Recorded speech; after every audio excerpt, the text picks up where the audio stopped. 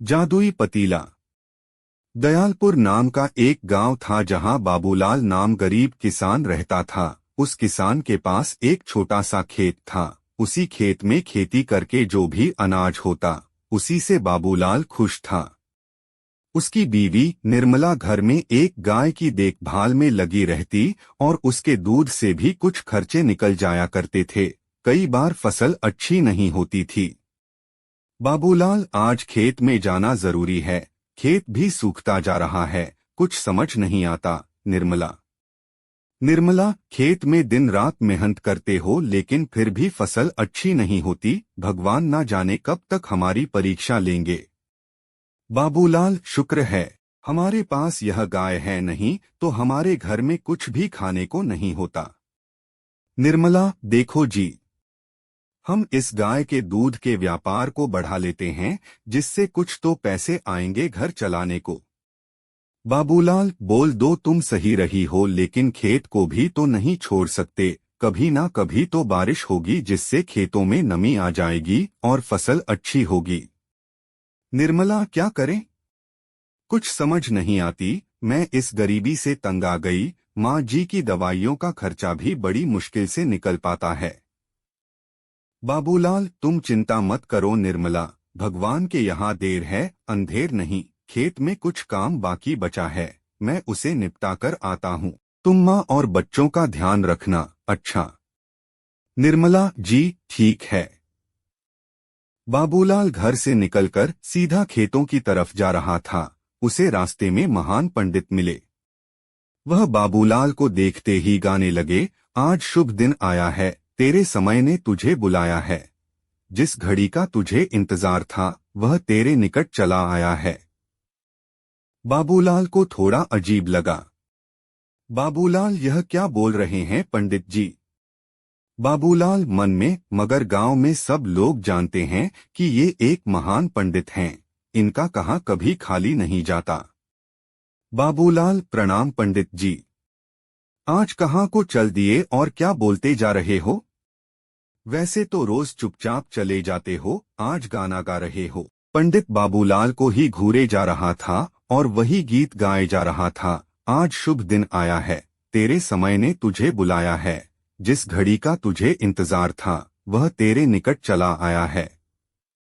बाबूलाल, अच्छा पंडित जी, अब मैं चलता हूँ, खेतों में बहुत काम है, बुवाई नहीं की तो फसल अच्छी नहीं होगी।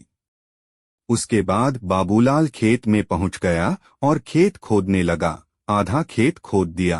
पूरा खेत खोदते हुए उसका फावड़ा किसी कठोर चीज से टकरा गया। बाबूलाल, यह क्या चीज है जिससे यह आवाज आई है? पूरा खोदकर देखना पड़ेगा। बाबूलाल तेजी से खोदने लगा और वहां खोदने के बाद उसे एक पतीला मिला। बाबूलाल, यह क्या? पतीले को भी कोई जमीन में गड़ता है? कल तक तो यहाँ कुछ नहीं था। खैर छोड़ो, अब मेरे खेत में मिला है तो मेरा हुआ, चलो घर ले जाता हूँ इसे। बाबूलाल पूरा खेत जोतकर पतीला लेकर अपने घर चल दिया और अपनी पत्नी से बोला, बाबूलाल देखो क्या मिला है मुझे खेत में आज। लगता है कोई कल रात को ही गाड़ कर गया था। निर्मला, बताओ तो, यह भी कोई खेतों में गाड़ते हैं। चलो अच्छा है, किसी काम तो आएगा। कितना अच्छा होता कि कहानियों की तरह सोने से भरा हुआ घड़ा मिलता आपको। हाँ हाँ हाँ। बाबूलाल, अच्छा, अब सपनों को छोड़कर इस पतीले को साफ कर लेना, दूध निकालने के काम ही आ जाएगा। तुम्हें अब कोई दूसरा बर्तन नहीं खरीदना पड़ेगा। निर्मला, ठीक है, सफाई बाद में, अभी माँ जी को खाना देना है। बाबूलाल ने पतीले को नीचे रखा और अपने घर के काम में लग गया। रोज के सारे काम सामान्य तरीके से चल रहे थे। सब सो गए। अगले दिन उठे और अपने काम में लग गए। निर्मला दूध निकालने के लिए गाय के पास गई। बाबूलाल, सुनो निर्मला, दूध के लिए जो पतीला था तुम दूध उसमें ही रखो, बहुत बड़ा पतीला है वो। निर्मला, अंदर रखा है वो, तनिक लेकर आइए तो। बाबूलाल ने पतीला लाकर निर्मला को दिया और निर्मला ने सारा दूध निकालकर उस पतीली में डाला। जैसे ही निर्मला पतीले को उठाने लगी, गाय ने उसे तेजी से लात मार दी और निर्मला वहीं गिर गई। निर्मला चिल्लाते हुए, हाय, ये क्या हो गया? कोई है? पप्पू के पापा कहाँ गए? बाबूलाल दौड़ता हुआ आया और निर्मला से पूछने लगा, बाबूलाल क्या हुआ? तुम्हें चोट कैसे लग गई और तुम गिरी कैसे? निर्मला, देखो ना, आज इस गाय ने मुझे लात मार दी। मैंने पहले ही कहा था तुम निकाला करो दूध, यह मुझे पसंद नहीं करती है। बाबूलाल, ठीक है, आराम से उठना। बाबूलाल ने निर्मला को उठाया और आराम से खटिया पर बैठा दिया। इसके बाद बाबूलाल ने पतीले को उठाकर एक तरफ रख दिया। निर्मला, अरे सुनो, दूध के पतीले को सही जगह रख दो, नहीं तो मेरी सारी मेहनत बेकार हो जाएगी। बाबूलाल ने सुना नहीं और गाय के पास काम करने लगा। वह गाना गाकर गाय को सुनाने लगा, क्योंकि उसकी गाय उसका गाना बहुत अच्छे से सुनती थी। बाबूलाल गाना गाते हुए, दयालपुर का वासी हूँ। बाबूलाल है नाम, सीधी साधी बोली मारी। सीधा सा है काम, दयालपुर का वासी हूँ। बाबूलाल है नाम, सीधी साधी बोली मारी। सीधा सा है काम। निर्मला, ये तुम्हारा गाना सुन सुनकर ही बिगड़ी है, मुझे तो यह बिल्कुल पसंद नहीं करती। बाबूलाल कुछ सुन ही नहीं रहा था, तभी पतीले को बच्चों ने खेलते हुए गिरा दिया और सारा दूध गिरने लगा। निर्मला, अरे देखो तो बच्चों ने यह क्या कर दिया। देखो जरा। तुम तो रुको, तुम दोनों को अभी बताती हूँ मैं। बाबूलाल, अरे क्या किया तुम दोनों ने? यह दूध का पतीला गिरा दिया। रुको, बताता हूँ तुमको, तुम्हारा तो रोज का हो गया है। निर्मला, अरे उसे छोड़ो, यह देखो क्या हो रहा है। दोनों पतीले की तरफ ध्यान से देखते हैं, उसमें से दूध खत्म होने का नाम ही नहीं ले रहा था। पूरे घर आंगन में और गाय के नीचे तक बस दूध ही दूध फैलता जा रहा था। निर्मला, सुनो जी, यह क्या हो रहा है? इतना दूध कहाँ से आ रहा है? बाबूलाल, मैं भी यही देख रहा हूँ, यह सब क्या अजीब सा देखने को मिल रहा है। यह किसी जादू से कम नहीं है। निर्मला। बाबूलाल ने पूरा हाथ उस पतीले में डालकर देखा, लेकिन अंदर ऐसा कुछ नहीं था जिससे कि दूध के आने का पता चल सके। बाबूलाल, अंदर तो ऐसा कुछ नहीं है, फिर यह दूध कहाँ से आ रहा है? निर्मला खुशी से फूली नहीं समा रही थी, क्योंकि उसे समझ आ गया था कि यह कोई मामूली पतीला नहीं, जादुई है। निर्मला, सुनो, हम तो अमीर हो गए आज ही इसको पाकर। बाबूलाल, अरे पागल हो गई है क्या? पहले जो दिख रहा है उसको संभालने दे, फिर अपनी बात बताना। बाबूलाल ने धीरे धीरे घर के सारे बर्तन भर दिए, मगर फिर भी दूध खत्म नहीं हुआ। फिर उसने गुस्से में पतीले को उल्टा पटक दिया तो दूध बहना बंद हो गया। तब उसे जाकर राहत की सांस मिली। बाबूलाल, निर्मला, यह तो सच में जादुई पतीला है, देखो सारे बर्तन भर गए। अब इतने सारे दूध का हम क्या करेंगे? निर्मला, क्या करेंगे मतलब? हम इसे पूरे गांव में बेचेंगे और गांव के बाहर भी। बाबूलाल, तुम्हारा दिमाग खराब है क्या? इतना दूध अचानक से हम कहां बेच पाएंगे? निर्मला, अरे अब हम मालामाल हो जाएंगे, दूध के सारे सामान बनाएंगे, दही, पनीर, खोया, सब कुछ। अब हर घर में हमारे दूध से बने ही सामान होंगे। बाबूलाल और निर्मला की सूझबूझ से यही हुआ। दोनों उस पतीले के दूध से दही, मक्खन, घी और खोया जैसा सामान तैयार करने लगे और नगर नगर जाकर बेचना शुरू कर दिया। एक दिन, निर्मला, अगर दोनों जाएंगे तो सामान बनाना मुश्किल हो जाएगा, हमें अपने साथ किसी को जोड़ना ही पड़ेगा। बाबूलाल, ठीक है, मगर भरोसेमंद आदमी का मिलना मुश्किल है। निर्मला, मैं किसी को बुलाती हूँ, मगर बहुत सावधान रहना पड़ेगा, कहीं उसके सामने पतीले का राज न खुल जाए। इसके बाद गांव के कुछ लोगों को भी उसने अपने साथ रख लिया और अपना व्यापार बढ़ा लिया। देखते ही देखते उनके पास अपना खुद का घर और नौकर चाकर भी हो गए। वहीं दूसरी तरफ बाबूलाल का बड़ा भाई भी रहता था, जो पहले से ही अमीर था। अपने भाई को बढ़ता हुआ देख उसे जलन होने लगी। रामलाल, देखो तो, कहाँ इनको रोटी तक नहीं मिलती थी, आज यह मेरे से ऊपर उठ रहा है।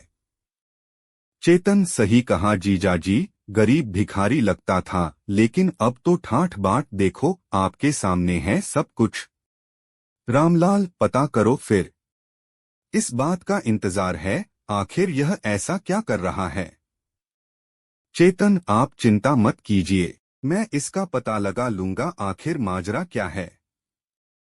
रामलाल, लगाना ही पड़ेगा, तुमको फोकट का नहीं पालता हूं मैं, तुम मेरी बीवी के भाई ना होते तो रास्ते में कोई भिखारी ही होते। चेतन ऐसा सुनकर घर से बाहर आ गया और अपने दोस्तों के साथ बात करने लगा। चेतन, यार, यह जीजा भी ना, जब देखो तब कुछ ना कुछ बोलता ही रहता है, पहले तो इसका कुछ करना पड़ेगा। चेतन का दोस्त, देखो एक काम करते हैं, तेरे जीजा को ही गायब करवा देते हैं। चेतन, नहीं यार, दीदी को पता चला तो हर एक पेड़ पर बंदर बनकर घूमने को बोलेगी। चेतन का दोस्त, तो एक काम करते हैं यार, प्रधान जी का कुत्ता छोड़ देते हैं, सुना है बहुत भागता है वो, थककर कुछ दिन अपने आप बिस्तर पकड़ लेंगे। चेतन, नहीं यार, वो भी सही नहीं है, अगर गलती से काट लिया तो रोज रोज उठते बैठते मुझे काटेंगे जीजा जी कुत्ता बनकर, यह भी सही नहीं है। चेतन, अभी तो जीजा जी ने बाबूलाल के घर क्या चल रहा है उसका पता लगाने को कहा है, लेकिन कैसे। चेतन का दोस्त, अरे मैं बताता हूँ, गांव में दो चोर आए हैं, दोनों चोरी करने में खूब माहिर, उनको बाबूलाल के घर भेज देते हैं कि पता करो माजरा क्या है, और लगे हाथ चोरी भी कर लाओ। चेतन, हाँ यह सही है, तुम उनको बाबूलाल के घर भेजो और सब कुछ समझा देना कि चोरी का माल सरदार रामलाल के घर चाहिए। चेतन का दोस्त, हाँ ठीक है।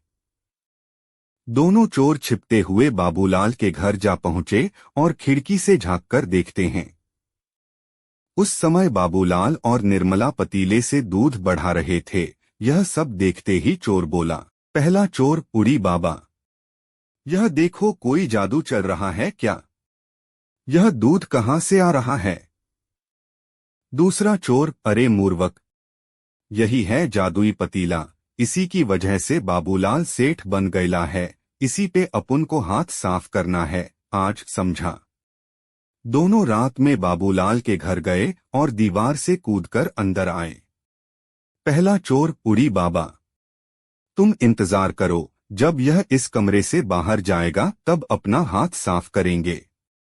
दूसरा चोर, हाँ ठीक है भीड़ू। दोनों चोर कुछ देर इंतजार करने लगे, उसके बाद बाबूलाल और निर्मला वहां से बाहर निकले। पहला चोर, उड़ी बाबा, यही सही समय है, उठा ले पतीले को और सरदार के घर चलते हैं, खुश होकर सरदार इनाम देगा। दूसरा चोर, मैं तो कहता हूँ इस पतीले को लेकर कल्टी मार लेते हैं भाई, मालामाल हो जाएंगे। हाँ। पहला चोर, उड़ी बाबा, सरदार की मार भूल गया क्या। नहीं नहीं, मैं तो जाकर उसी को पतीला दूंगा। हाँ। दोनों उस पतीले को लेकर वहां से चलने लगे और सीधे जाकर सरदार के घर जा पहुंचे। सरदार और चेतन दोनों उन्हें देखते रहे और सोचने लगे। सरदार, वाह साले साहब, कमाल कर दिया, तो इस पतीले की वजह से बाबूलाल सेठ बन गया, लेकिन इसका इस्तेमाल कैसे करना है, कुछ गड़बड़ तो नहीं होगी। चेतन, अरे जीजाजी, डालो कुछ भी इसमें, बस बहुत सारा हो जाएगा। सरदार, जो भी डालूं, मैं अपनी चिलम डाल दूं क्या इसमें। चेतन, अरे नहीं जीजाजी, इतनी चिलमों का क्या करोगे तुम, कुछ ऐसा डालो जिससे बहुत सारा धन मिले। दोनों ने काफी देर तक यही सोचा। सरदार, ऐसा क्या है जिसे डालकर वह 4 गुनी हो जाए। कोई कीमती चीज डाल दी और वह वापस नहीं आई तो भाई साहब मैं ऐसा जोखिम नहीं लेता हूँ। फिर उसमें से दूसरे वाले चोर को कुछ विचार आया। दूसरा चोर, अरे भीड़ू, तुम्हें तो कुछ समझ में ही नहीं आ रहा है, मैं इसमें अपनी चुराई हुई अंगूठी ही डालकर देखता हूँ। पहला चोर, उड़ी बाबा, रुको तो ऐसा नहीं कर सकते, हमको कुछ पता नहीं इसके बारे में, कुछ गड़बड़ नहीं करना है, कुछ नहीं समझा तुम। मगर दूसरे चोर ने बोलते बोलते अपनी अंगूठी पतीले में डाल दी। पहला चोर, कभी मेरी बात नहीं सुनते हो, हमेशा गड़बड़ करते हो, अरे कभी तो सुन लिया करो। दूसरा चोर, अरे तुम चिल्लाना छोड़ो, यह देखो पतीले में क्या हो रहा है। सरदार, यह क्या, इतनी सारी अंगूठियां कहां से आ रही है। पहला चोर, उड़ी बाबा, यह क्या हो गया, इतनी सारी अंगूठी। सब लोग उस पतीले का जादू देख हैरान रह गए, क्योंकि उस पतीली का जादू एक बार चलने पर बंद ही नहीं होता था। दूसरा चोर घबराता हुआ बोला, दूसरा चोर, यार सच बताऊं तो यह सोने की अंगूठी नहीं है, मुझे कहीं रास्ते पर पड़ी हुई मिली थी, मैंने तो बस ऐसे ही डाल दिया। सरदार, अरे मैं इस कमरे में फंस गया हूँ, इन अंगूठियों को बंद करो, मुझे बचाओ, इस पतीले के जादू को रोको, बचाओ। देखते ही देखते अंगूठी पूरे घर में भर गई। दोनों चोर और सरदार अंगूठियों के नीचे दब गए और निकल नहीं पाए, मगर चेतन यह जादू देखते ही घर से निकल गया था। अपने लालच के चलते ही इनके साथ ऐसा हुआ। इस पतीले ने उनको अच्छा सबक सिखा दिया।